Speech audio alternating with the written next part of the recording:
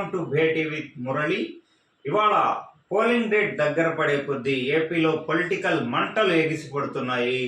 ఒక టీడీపీ లేవనెత్తిన ఒక ఇష్యూ హాట్ డిబేట్కి కేంద్ర బిందువు అయింది.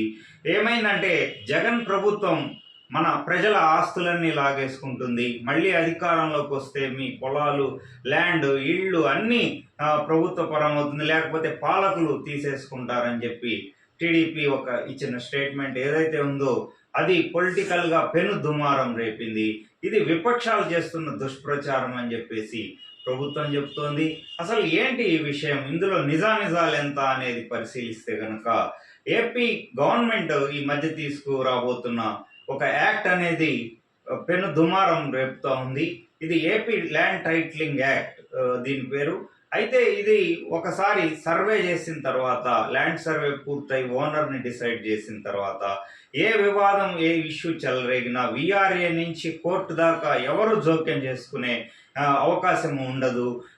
దీని మీద అభ్యంతరాలు ఏమన్నా ఉంటే ల్యాండ్ అప్పీలేట్ అథారిటీ మాత్రమే పరిష్కరించాల్సి ఉంటుంది. అక్కడ కూడా పరిష్కారం దొరకకపోతే నేరుగా హైకోర్టుని ఆశ్రయించాల్సిందే. అందుకని దీని మీద ఒక వివాదం, కొంత డిస్కషన్ అనేది అవసరం అని చెప్పేసి మేధావులు, నిపుణులు చెప్తున్నారు.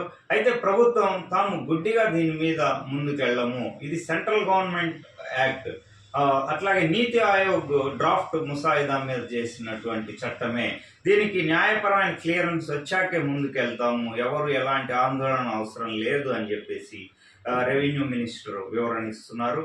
అయితే విపక్షాలు మాత్రం ఇది ప్రభుత్వ కుట్రే, ఈ యాక్ట్ కనుక వస్తే మన భూములు మనకి ఆశలు వదులుకోవాల్సిందే అన్నట్టుగా చెబుతున్నాయి. అయితే దీని మీద సమగ్ర చర్చ జరిగితేనే వాస్తవాలు అనేది, కార్యాచరణ ఎలా ఉండబోతుంది, గవర్నమెంట్ ఏ ఉద్దేశంతో యాక్ట్ తీసుకురాబోతుంది, అలాగే దీని మీద వచ్చే ఇష్యూస్ని ఎట్లా అడ్రస్ చేయాలనే దాని మీద పెద్ద ఎత్తున చర్చ జరగాల్సిన ఈ టాపిక్ని పోలింగ్కి ముందు పెను వివాదంగా చేయడంలోనే రాజకీయ పార్టీల ఆంతర్యం అర్థమవుతా ఉంది.